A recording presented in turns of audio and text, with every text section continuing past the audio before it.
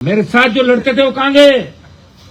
सब एडजस्ट हो गए सरकार के अंदर, और हो जाएंगे, और धोखा देंगे, और भागेंगे। लेकिन 28 तक मैं आपको छोड़ के नहीं भागूंगा। और 28 की आखिरी लड़ाई भी लड़ूंगा। 28 की लड़ाई हमारी आखिरी होगी। 28 की लड़ाई आखिरी लड़ाई होगी। लेकिन आप एक एक व्यक्ति, जब आह्वान होता है कि हनुमान बेनीवाल शहीद स्मारक पे जा रहे हैं, तो कम से कम 5000 बच्चों को अपने आप आना चाहिए। सब बैठे हैं घरों पर, घूम रहे हैं, सो रहे हैं। अब ये बताओ मुझे, ये तो बच्चे ये आगे दो ग्रुप, बाकी अपन वैसे बात करें तो आज कम से कम 5000 बच्चे अपना आप होने चाहिए। आज हमने संख्या की बात नहीं करी, कितनी संख्या आएगी।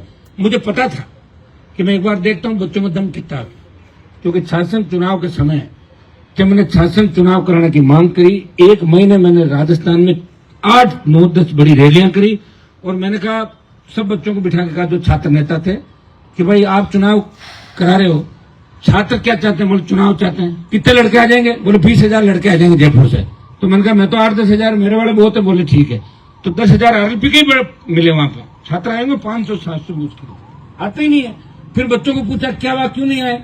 तो लड़के बोले हमें चुनाव से मतलब ही नहीं है, सिर्फ छात्र नेताओं को मतलब है चुनाव से। छात्र नेता चुनाव चाहते हैं और आम छात्र चुनाव नहीं चाहता। क्योंकि इसलिए नहीं चाहता कि वो छात्र संघ के जमाने, हमारे समय के, जब छात्र संघ का अध्यक्ष निकलता था तो उसका बहुत इज्जत मान सम्मान था। आजकल तो छात्र संघ अध्यक्ष की बेल्ट खुलवा लेते हैं वहां परिसर के अंदर, जूते खोल कर बाहर वीसी साहब करें, तलाशी लो, प्रिंसिपल कॉलेज के प्रेसिडेंट को सस्पेंड कर रहा है। तो फिर क्यों लड़के चुनाव चाहेंगे?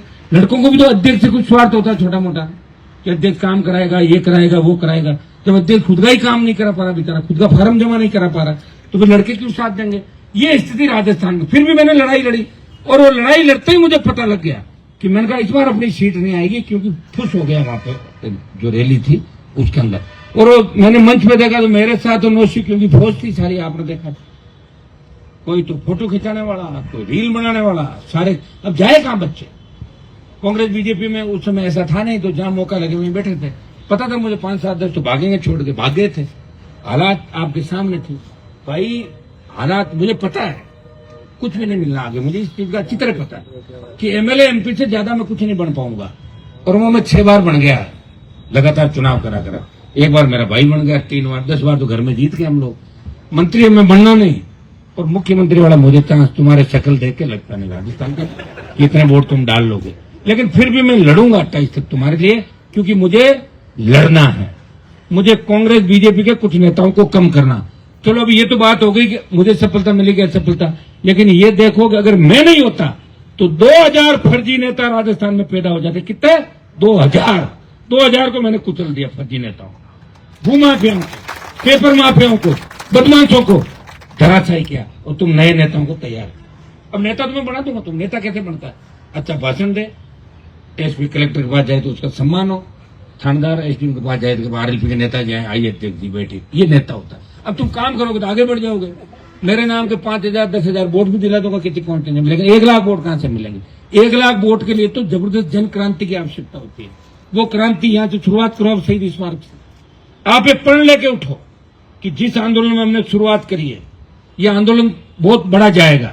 और यह आंदोलन मेरा आंदोलन नहीं है, ये राजस्थान के जवान के सम्मान का आंदोलन है। ये राजस्थान के जवानों की अग्नि परीक्षा है कि इस बार आर या पार। ये अगर करके चल दोगे सारा ठीक हो जाएगा। और अगला हम जब पड़ाव डालेंगे, मेरे हिसाब से तो शुरुआत अनिश्चितकालीन हमने धरने की बात करी है। शाम को सुबह बैठ कर हम ये भी तय करेंगे कि इसको किस तरीके से कहां चलाया जाएगा। अब की बार सचिवालय का घेराव का भी रखेंगे।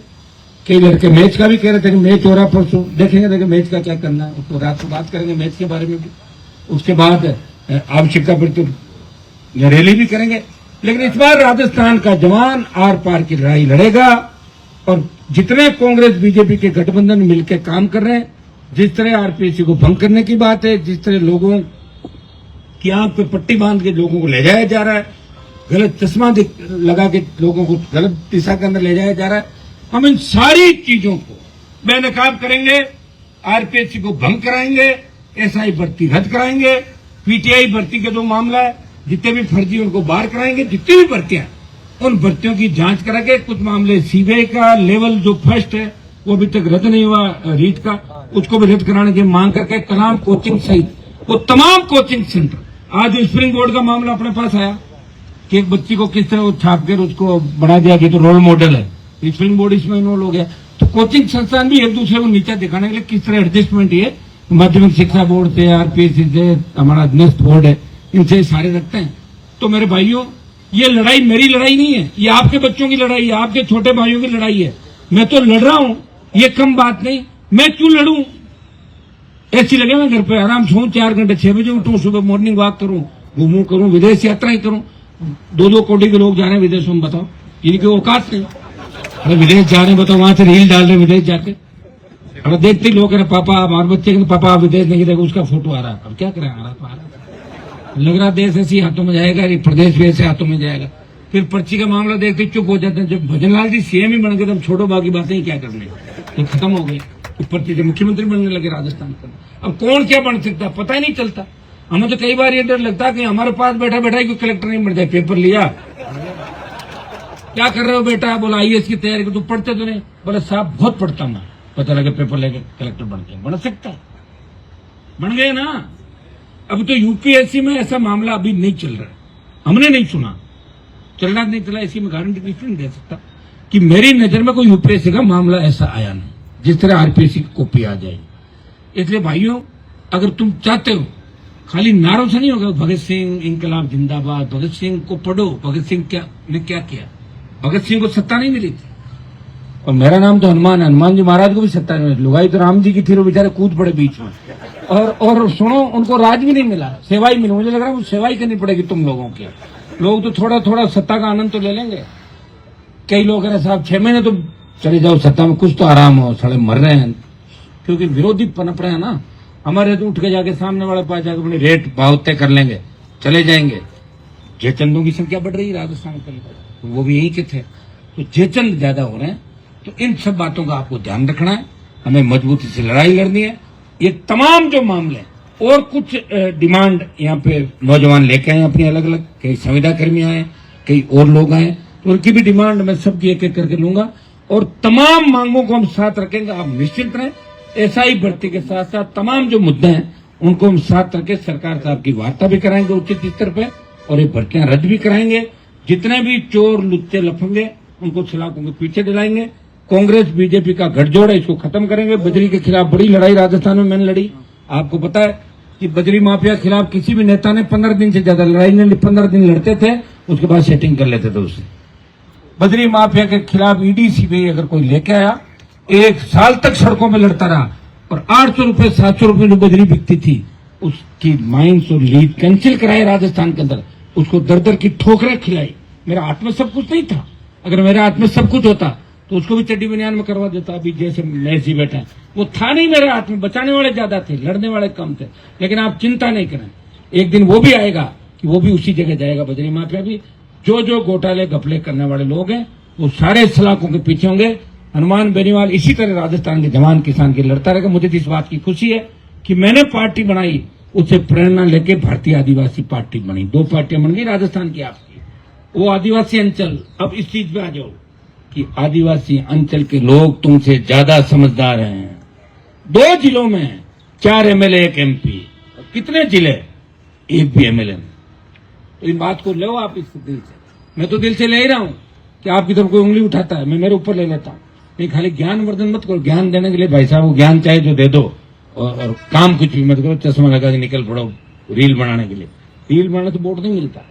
रील के साथ रील भी आवश्यक। देखता हूं बच्चों की रील अच्छी आती है आप लोगों की। लड़ रहे हो, मजबूत हो और नौजवान हो। देखिए उम्र का भी अंतर, मैं 51 का हूं तो कोई 25 साल का, 22 साल का, 20 साल का। तो लड़ाई की भी एक उम्र होती है। हम इस लड़ाई को 4 साल और मजबूती के साथ लड़ लेंगे। अब आप सोचो 28 से 35, 33 लड़ाई लड़ते ही थोड़ी रहेंगे।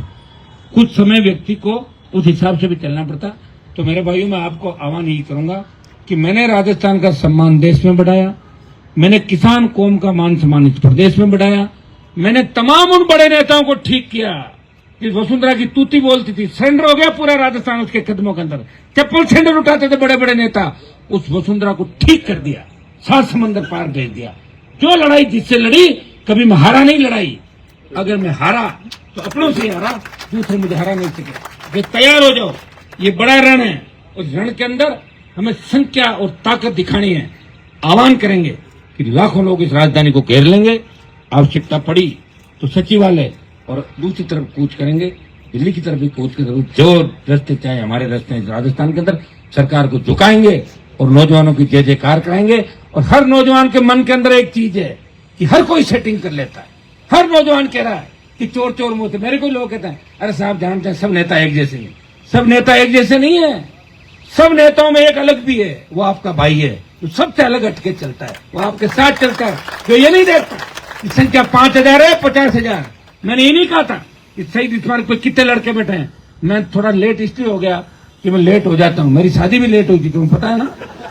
तो मैं 11 बजे से कह के और 1-1:30 बजे निकला। मुझे पता था तुम भी आराम से उठते हो, 11-11 बजे उठते हो, 3-3, 4-4 बजे तो लोग सोने नहीं देते। लेट उठेंगे तो लेट चलेंगे, मुझे चल पड़ेंगे इससे।